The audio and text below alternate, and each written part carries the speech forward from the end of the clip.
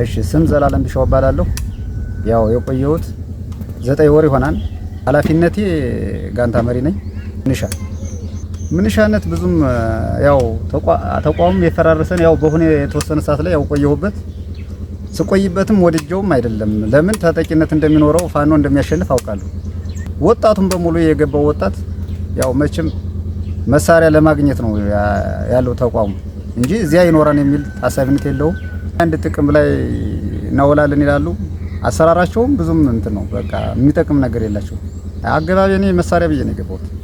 የመሳሪያ ፍላጎትህን ለማሳካት እህት ወንድሞችህን ሲገደሉ ወይም ደግሞ የእህት ወንድሞችህን ገዳይ ገድሎ ሲገባ አብረህ ስትጨፍር ስታጨፍር ነው የኖርኸው። አዎ ምን ይሰማህ ነበር? በጣም ነው የሚሰማኝ። እኔ በሚጨፍሩ ሰዓት ላይ ራሱ በምንጨፍር ሰዓት ላይ ሙሉ ኮንፊደንስ ኑሮኝ አይደለም የምጨፍር። እኔም ቀርቶ ማንኛቸውም እዚያ ያለ ወጣት ሙሉ ኮንፊደንስ ኑሮት አይደለም የሚጨፍረው። መሳሪያ እዚህም ሆኖ ከፋኖ ጋር ታግሎ መማረክ አይቻልም ነበር ወይ?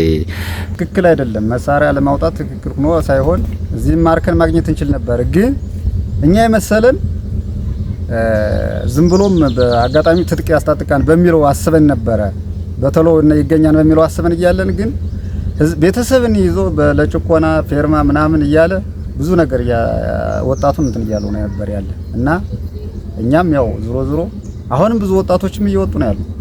የቀረውም ወጣት ብዙም ፍላጎተኛ ሆኖ አይደለም የሚኖረው። እናሸንፋለን የሚል ወኔ ያላቸው እናሸንፋለን የሚል ወኔ የለውም። እንሸነፋለን እንጂ እናሸንፋለን የሚል ወኔ የለውም። እዚያ ያለው ዝም ብሎ የዚያ መሀል ላይ ያለው ሆዳሞች አሉ። እነዚያ ወጣቱን ለማስጨፍጨፍ ራሳቸውን ወደ መርሆታ እየፈረጠጠ ወጣቱን በጀሊው ያለ ምንም መሳሪያ ለማስጨፍጨፍ ነው ተወረደው ጀምሮ ማለት ነው። ቁጥጥር በጣም አለ፣ ይቆጣጠራቸዋል። ቁጥጥር በጣም ከመጠን በላይ ነው የሚቆጣጠሩት። የትጥቅ እንትን የሚለው ነገር የትጥቅ ምናምን የለም።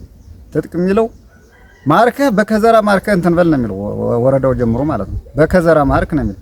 ከዘራ ደግሞ እንዴት ብለን አቅም የለንም።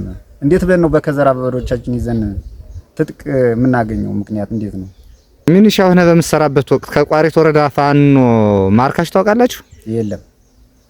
እንኳን ልንማርክ ቀርቶ ተማርከን ነው የምንወጣው። ብዙዎች እየተማረኩ ነው ያለው። በመክዳቴ ቅድሚያ እኔ ጋንታ መሪ ነኝ። እኔ ከጋንታ መሪነት ስወርድ ማለት ስወጣ ስከዳ ከዚያ ምክትል ሻምበል መሪውም በአጋጣሚ ሆኖ ሲወጣ ደግሞ ሲከዳ አሁን ሻምበሏ በሙሉ ተበትና ነው ያለች። ሻምበሏ ምንም የለችም። በየ3 ሻምበል ነበረች። አሁን 2 ሻምበል ሆናለች፣ ተበትናለች። እዚህ ያላሉ የትግል ጓዶችህ ምን ትመክራቸዋለህ? አዎ ይሄንን ሁሌም የምናስበው ማለት ነው። ህዝብ በጣም ነው እየተንገላታ ያለ። ህዝብ ከምንም በላይ የሆነ ነገር በሚፈጠር ሰዓት ላይ ህዝብን የማንገላታት አምጣ መሳሪያ በንብረቱ የገዛውን መሳሪያ እየተበረበረና በሽመል እየተቀጠቀጠ ህዝብ እየተሰቃየ ነው ያለ። ህዝብ በጣም ስቅይት ላይ ነው ያለ። በቃ ከምንም በላይ በስቅይት ላይ ነው ያለ።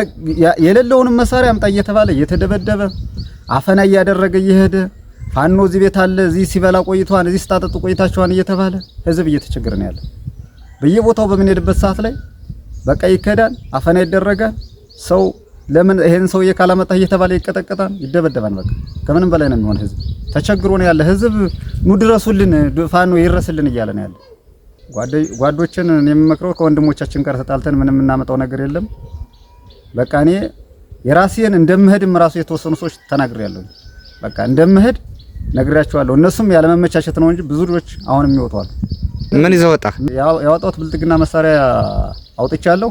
ያው አሁን ጨምሬ ጥቁር ክላሽ ገዝቻለሁ። በዚህ ስራ ህዝብ አስቀይመሃል።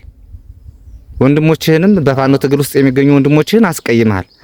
ስለዚህ ይቅርታ በትግል ክሳለሁ የሚል መልእክት ካለ የመጨረሻ የይቅርታ መልእክት ካለ አጠር አድርገህ ገለጽልን።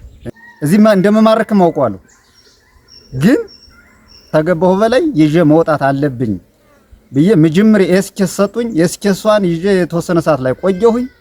ከዚያ ቀያር ማግኘት አለብኝ አልኩኝና ልክ ብልጥግና እንዳያስኩኝ ወዲያውኑ የራሴን አመቻቸሁኝ ወጣሁኝ። ያው እስካሁን በበደልሁት የአማራን ፋኖ የኢትዮጵያን ህዝብ ፋኖን እክሳለሁ። እስካሁን በበደልሁት ይቅርታ በጣም እክሳለሁ።